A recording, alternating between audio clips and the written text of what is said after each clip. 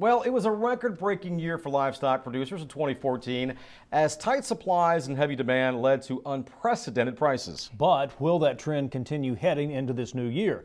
Damon Jones attended the annual Livestock Outlook session and tells you why optimism is very high. Hundreds of cattlemen from all around the country gathered here in San Diego for the annual Outlook session to get the latest update on the industry. And the consensus is that it's never been a better time to be in the business than right now, as a perfect storm of events in 2014 provided the biggest margins that producers have ever seen. We had very tight supplies, and we had improving meat and milk demand throughout the whole complex. That enabled us to have those higher output prices for the livestock complex.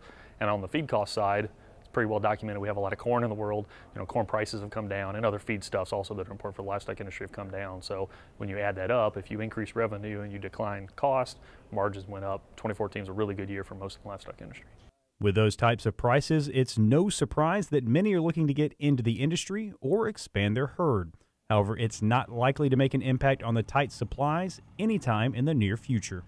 We're looking forward to the January cattle inventory report. I think it's going to say more heifers are being retained. I think the wheels of motion of expanding are well in play, but that's a multi-year process for the beef industry. Some of the numbers I shared were 10 years from now, we might have 16% more cows. That's USDA's current projections.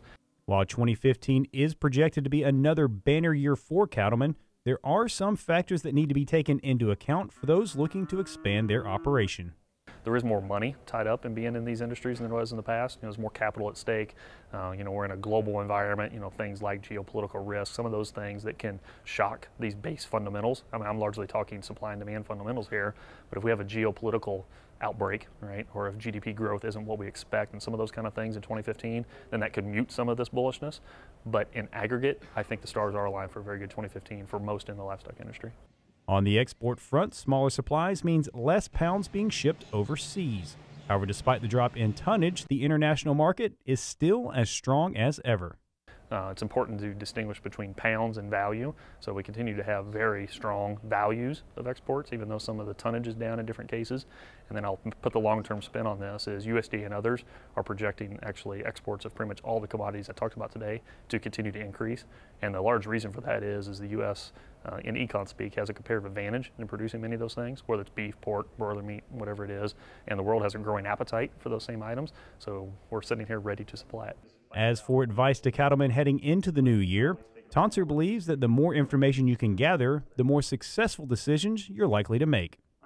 So my general advice there is to be informed and aware, and if you do that and you still like the general situation, which I think most producers will, then you're positioned to expand or reinvest in different ways in your business if you choose to. Reporting from San Diego, I'm Damon Jones for the Georgia Farm Monitor.